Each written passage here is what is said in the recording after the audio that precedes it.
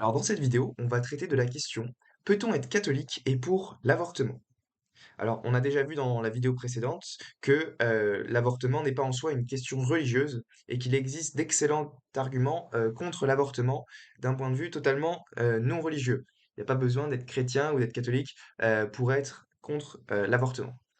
En revanche, dans cette vidéo, on va prendre la question dans le sens inverse et on va se demander si quelqu'un peut être catholique et défendre le droit à l'avortement. Et on va voir un petit peu ce qu'enseigne l'Église catholique à ce sujet. Alors, un petit rappel sur l'enseignement de l'Église catholique. Donc, l'Église n'a jamais hésité à condamner fermement l'avortement dès les premiers siècles comme un crime abominable. D'ailleurs, le Concile Vatican II, qui est le concile le plus récent, rappelle que l'avortement est un crime abominable en même temps que l'infanticide. Et le catéchisme de l'Église catholique récent, publié dans les années 90, affirme que depuis le premier siècle, l'Église a affirmé la malice morale de tout avortement provoqué. Cet enseignement n'a pas changé, il demeure invariable. L'avortement direct, c'est-à-dire voulu comme une fin ou comme un moyen, est gravement contraire à la loi morale.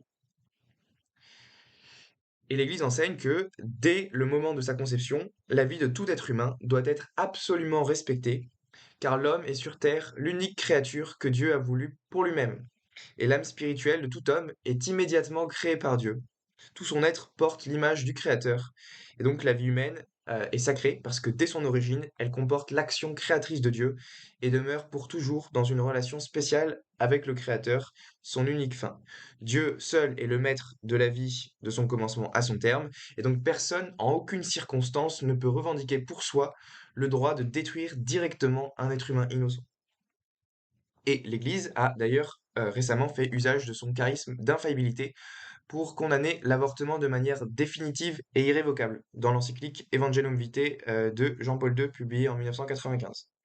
Et alors Jean-Paul II nous dit la chose suivante: avec l'autorité conférée par le Christ à Pierre et à ses successeurs, en communion avec tous les évêques de l'Église catholique, je confirme que tuer directement et volontairement un être humain innocent est toujours gravement immoral. Cette doctrine, fondée sur la loi non écrite, que tout homme découvre dans son cœur à la lumière de la raison, est réaffirmée par la Sainte Écriture, transmise par la tradition de l'Église et enseignée par le magistère ordinaire et universel. La décision délibérée de priver un être humain innocent de sa vie est toujours mauvaise du point de vue moral et ne peut jamais être licite, ni comme fin, ni comme moyen en vue d'une fin bonne. Rien ni personne ne peut autoriser que l'on donne la mort à un être humain innocent, fœtus ou embryon, enfant, adulte, vieillard, malade incurable ou agonisant. Personne ne peut demander ce geste homicide pour soi ou pour un autre confié à sa responsabilité, ni même y consentir explicitement ou non. Aucune autorité ne peut légitimement l'imposer, ni même l'autoriser. Devant une pareille unanimité de la tradition doctrinale et disciplinaire de l'Église, Paul VI a pu déclarer que cet enseignement n'a jamais changé et est immuable. C'est pourquoi, avec l'autorité conférée par le Christ à Pierre et à ses successeurs, en communion avec les évêques qui ont condamné l'avortement à différentes reprises et qui ont exprimé unanimement leur accord avec cette doctrine, je déclare que l'avortement direct, c'est-à-dire voulu comme fin ou comme moyen, constitue toujours un désordre moral grave en tant que meurtre délibéré d'un être humain innocent. Cette doctrine est fondée sur la loi naturelle et sur la parole de Dieu écrite. Elle est transmise par la tradition de l'Église et enseignée par le magistère ordinaire et universel. Aucune circonstance, aucune finalité, aucune loi au monde ne pourra jamais rendre licite un acte qui est intrinsèquement illicite, parce que contraire à la loi de Dieu, écrite dans le cœur de tout homme, discernable par la raison elle-même et proclamée par l'Église.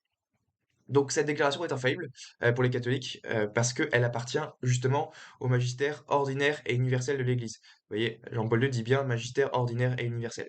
Et d'après le Code de droit canonique numéro 750, on doit croire de foi divine et catholique tout ce qui est contenu dans la parole de Dieu écrite ou transmise par la tradition, etc.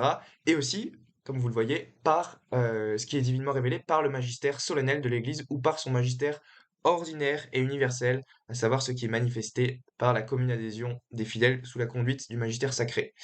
Voilà, donc cette déclaration est infaillible et tous les catholiques sont tenus d'y adhérer. Par conséquent, nier cet enseignement relève de l'hérésie et donc il serait impossible d'être simultanément catholique et pour l'avortement au point de vue moral. Et alors, l'Église prévoit même une excommunication pour tous ceux qui participent de manière directe ou indirecte à l'avortement. Donc là, on fait référence au Code de droit canonique numéro 1398.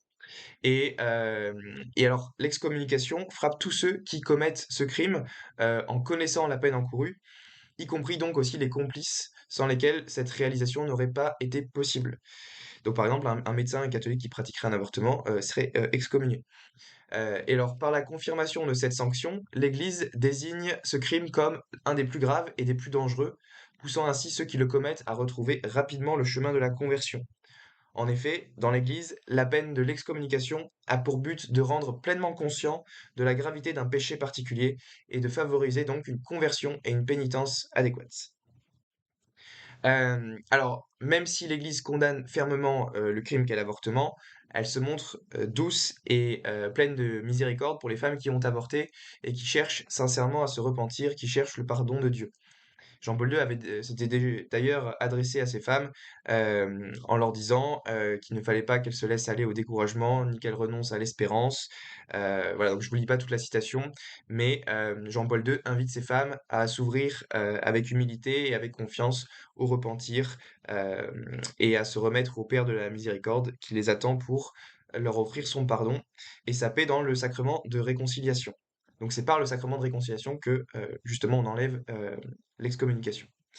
Euh, donc voilà, l'Église est ferme sur le péché grave, mais elle accueille toujours avec charité tous ceux qui sont sincèrement repentants de leurs péchés. Alors, l'enseignement de l'Église a aussi des conséquences politiques pour les catholiques. Donc, l'Église enseigne non seulement que l'avortement est gravement immoral, mais elle enseigne que l'avortement doit être aussi illégal, et donc que les catholiques doivent s'opposer politiquement à l'avortement. Alors là, je recite l'encyclique Evangelium Vitae de Jean-Paul II.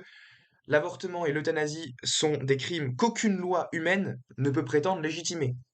Des lois de cette nature non seulement ne créent aucune obligation pour la conscience, mais elles entraînent une obligation grave et précise de s'y opposer par l'objection de conscience. Dès les origines de l'Église, la prédication apostolique a enseigné aux chrétiens le devoir d'obéir au pouvoir public légitimement constitué, mais elle a aussi donné en même temps le ferme avertissement qu'il faut obéir à Dieu plutôt qu'aux hommes.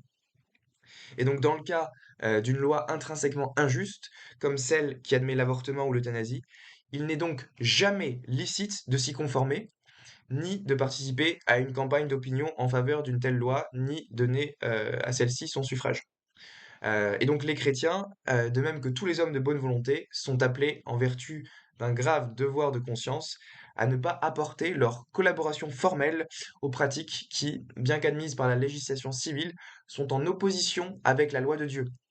En effet, du point de vue moral, il n'est jamais licite de coopérer formellement au mal. Cette coopération ne peut jamais être justifiée en invoquant le respect de la liberté d'autrui, ni en prenant appui sur le fait que la loi civile la prévoit et la requiert. Et le catéchisme de l'Église catholique, au numéro 2242, confirme aussi que lorsque l'État agit de manière grave et désobéit objectivement à la loi morale donnée par Dieu, les citoyens ont le devoir moral de désobéir à la loi.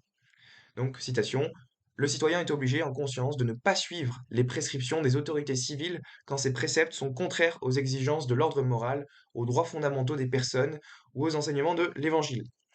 Et l'Église enseigne aussi que ceux qui pratiquent l'avortement devront faire l'objet de sanctions pénales devant la loi. Donc non seulement que l'avortement doit être rendu illégal, mais en plus que ceux qui le pratiquent doivent être punis par la loi. Donc le catéchisme de l'Église catholique au numéro 2273 affirme que le droit inaliénable à la vie de tout individu humain innocent constitue un élément constitutif de la société civile et de sa législation. Et donc, comme conséquence du respect et de la protection qui doivent être assurés à l'enfant dès le moment de sa conception, la loi devra prévoir des sanctions pénales appropriées pour toute violation délibérée de ses droits. Voilà. Et donc, on peut pas être catholique et pour l'avortement. Et d'ailleurs, ceux qui sont pro-avortement sont privés de communion à l'Église. Donc, le pape Benoît XVI, enfin à l'époque s'appelait le cardinal Ratzinger, il avait affirmé en 2004 que les catholiques qui font campagne ou qui votent de manière constante en faveur de l'avortement doivent être exclus de la communion eucharistique. Et donc, et une telle doctrine du coup est fondée sur le Code de droit canonique 915 qui affirme que ceux qui persistent avec obstination dans un péché grave et manifesté ne seront pas admis à la Sainte Communion. Et alors cette position a aussi été réaffirmée récemment par le pape François, qui avait affirmé du coup que avoir recours à un avorteur, c'était comme avoir recours à un tueur à gages. Et il avait déclaré dans une lettre envoyée aux évêques d'Argentine que les gens ne peuvent pas recevoir la Sainte Communion et en même temps agir par des actes ou des paroles contre les commandements, en particulier lorsque l'avortement, l'euthanasie et d'autres crimes graves contre la vie et la famille sont encouragés. Voilà. Donc c'est la position de tous les papes récents que ceux qui sont favorables à l'avortement ne peuvent pas recevoir la communion. Et alors du coup, un exemple à ne pas suivre, c'est Chantal Delsol. Donc Chantal Delsol, pour ceux qui ne connaissent pas, est une philosophe qui s'affirme catholique. Et récemment, dans son livre La fin de la chrétienté, elle avait affirmé la chose suivante, qui est explicitement contraire à l'enseignement de l'Église. Elle nous dit: convertissez les peuples au christianisme, à la dignité intrinsèque de chaque embryon, et ensuite vous pourrez abolir l'IVG. Vouloir le faire en sens inverse, ce serait comme vouloir imposer la confession à des peuples non catholiques, une ânerie terroriste. La croyance et l'adhésion aux principes précèdent l'acceptation des lois. On ne pourrait convaincre les gens d'abandonner l'IVG qu'en les convainquant de la sacralité de l'enfant à naître. Seul un gouvernement dictatorial ou totalitaire se permet d'ériger des lois qui ne correspondent pas aux convictions profondes des citoyens. Aussi, les chrétiens ne peuvent-ils manifester contre l'IVG ou la PMA qu'en vertu du principe de conviction, afin de montrer qu'ils existent en tant que témoins d'une croyance devenue marginale. Quand on est minoritaire, la tolérance n'est plus une vertu, mais une nécessité d'État. Et Chantal Delsol avait aussi affirmé sur un plateau télé: on ne peut pas avoir la volonté de changer les lois. Cela ne sert à rien d'empêcher une femme d'avorter si elle ne croit pas à la dignité substantielle d'un embryon. Si elle n'y croit pas, ça sert absolument à rien de lui imposer les lois. Vous allez faire de la dictature là. Donc ouais, là, ce que dit Chantal Delsol est en totale opposition avec l'enseignement de sa propre Église, qui est l'Église catholique.